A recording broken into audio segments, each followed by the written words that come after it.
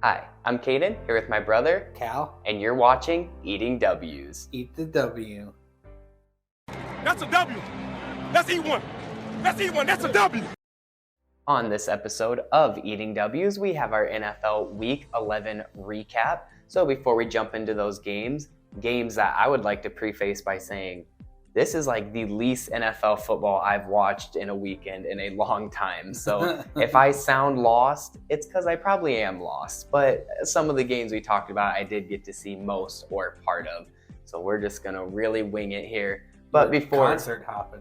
Exactly, concert hopping. But before we get to those games, we have one quick bit of news to talk about quick, which is that the Denver Broncos dropped running back Melvin Gordon because he dropped too many footballs.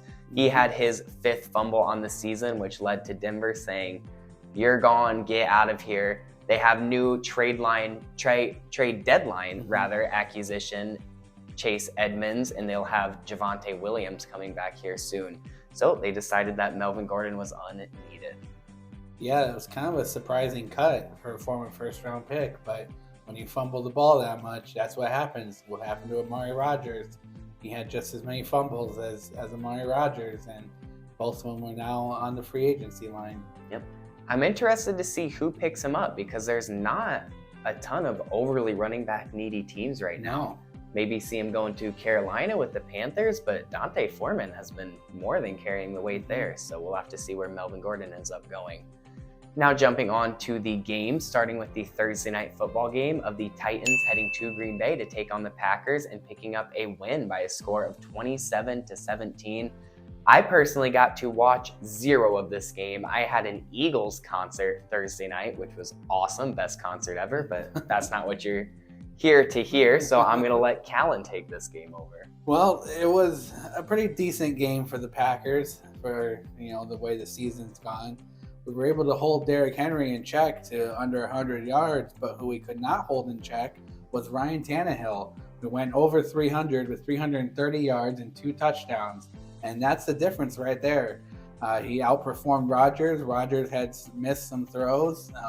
I think that thumb is bothering him a little more than they're letting on. Apparently today he said that it was broken on the Pat McAfee show, which would be news if that's true. He didn't come out right out and say it is broken, but he said he had broken other fingers and it's a similar feeling. So interesting. It's broken. Yeah, we'll have to keep an eye on that then and see if the Packers can turn it around without their only star player left, pretty much. Yeah. So, the only thing I did see from this game is Treylon Burks went over 100 yards. And if I'm not mistaken, that's the first time in his young career that he's went over 100 yards. So good for him. He was one of my favorite receivers. 2 touchdowns by Austin Hooper. We just could not slow down that passing game, and it got to be too much for us to overcome. A rarity to hear from Tennessee.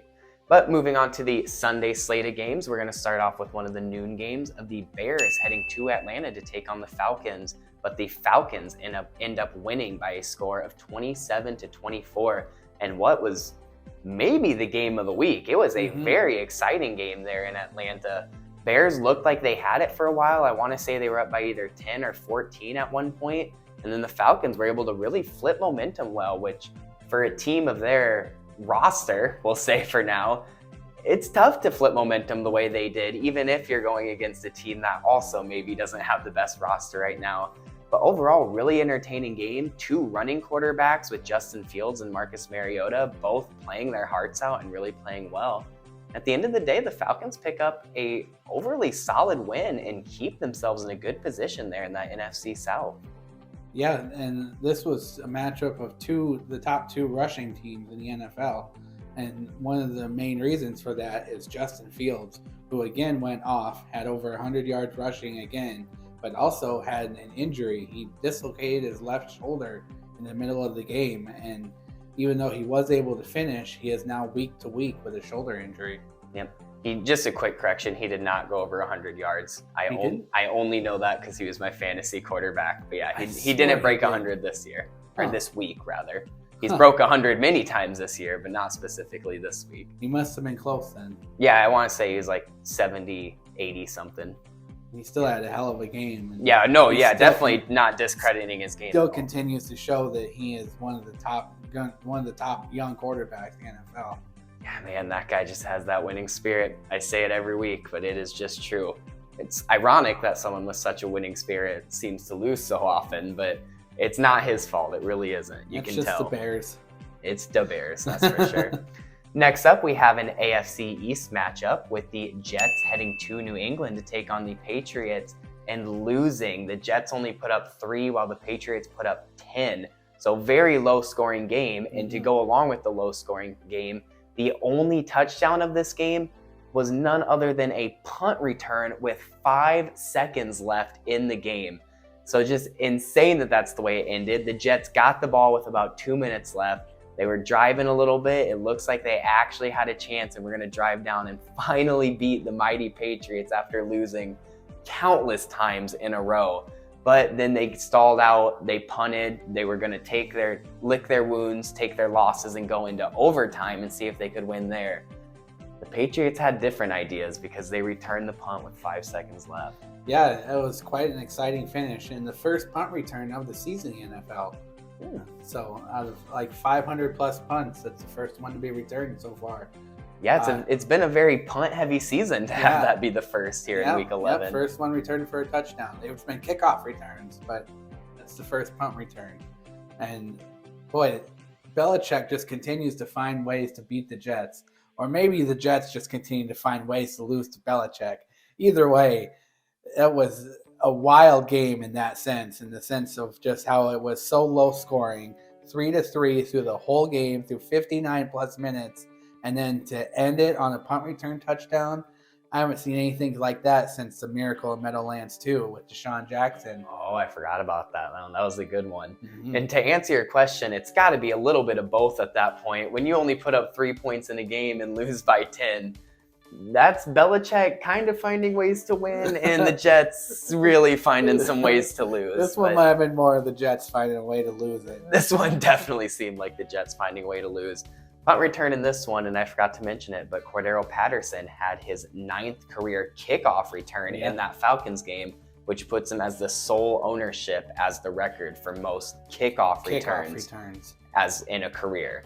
Devin Hester still owns overall punt and kick combined, but Cordero Patterson is now in the record books. Yeah, a lot of Devin Hesters came off of punt returns. Yep. So now moving on to another game, the Lions heading to New York to take on the Giants and pulling off the upset by a score of 31-18. And they more than pulled off an upset in my opinion. They really just controlled and near dominated this game from start to finish. Jamal Williams had 2, if not, I believe 3 touchdowns. 3 rushing And DeAndre touchdowns. Swift also added that, getting a touchdown of his own. So 4 total rushing touchdowns there for the Lions. Really a confusing game because where did it come from? They found a way to effectively shut down Saquon Barkley, especially compared to some of the other games he's had this season. I sadly didn't get to watch a ton of this game, just kind of caught the highlights of it on Red Zone, but nevertheless, a hell of a win by the Lions going on the road and beating a team that a lot of people thought were proving themselves to be legit this season. Yeah, the Giants were supposed to be one of the top dogs in the NFC, and the Lions going there and made them look pretty weak. Especially for it being a road game. The Giants were at home. The Detroit Lions went into Meadowlands and were able to handle them pretty soundly. The biggest thing that got me was that they were able to control Saquon Barkley and holding them on under 100 yards, which was the key there because that's the main cog in the Giants' offense. Very much, yes. So we'll have to see if the Lions can continue this success, but it was definitely a great game. Now for them. a 3-game winning streak for the Lions. Interesting. They're coming for that NFC North.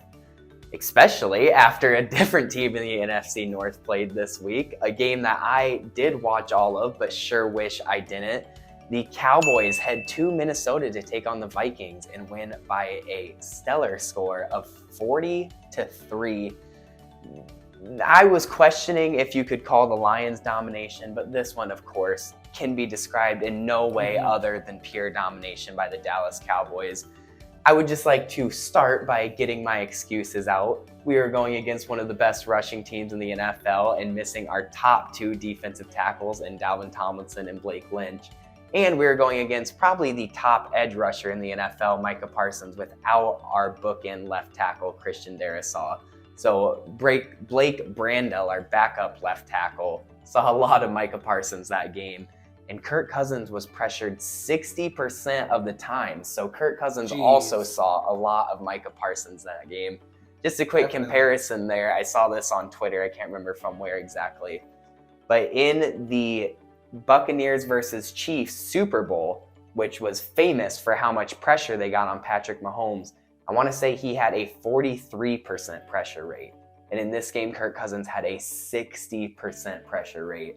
So if you want to find your answer, there it is right there. Our defense definitely could have not allowed 40 points, but it does not surprise me at all that our offense put up only 3 points with that sort of constant pressure. Justin Jefferson was held to 3 catches, 33 yards, I want to say. So when you're getting that much pressure and you shut down an elite wide receiver one like that, no wonder we only put up 3 and we just could not stop the run game. I wish I did not have to watch this game. A lot of people didn't. It was so bad that CBS actually took down the national broadcast in the 3rd quarter. Not even the fourth quarter, the 3rd quarter. So rough all around. Yes, it was a rough outing for the Vikings, and even though that does answer some questions with as far as what happened to them, I mean, 40-3 is still no excuse given to what can happen there. I mean, that's just a domination. As bad as the Packers have been this season, I feel like they've at least been in every game. This is one game where I feel like the Vikings were out of it by halftime. I mean, it was before. Yeah, it was quite a shocking showing by Kirk Chains. Kirk Two Chains. Kirk Thuggins. He lost his chains this game, to say the Devo least. came and took all his chains. Exactly. We were talking about it in the past few weeks. We brought it up every week that there's one game a year that the Vikings just totally collapse. Josh Allen's rookie year, I remember that he just destroyed us because I was at that game, sadly. Last year, it was Christmas Day against the Saints when Alvin Kamara had like 6 rushing touchdowns. And I really think this might have been our one collapse a year. Definitely had the makings of it. It's a candidate, to say the least. Yes. And if we can get it out of the way right now, not the end of the world in my opinion, but definitely have to step up next week.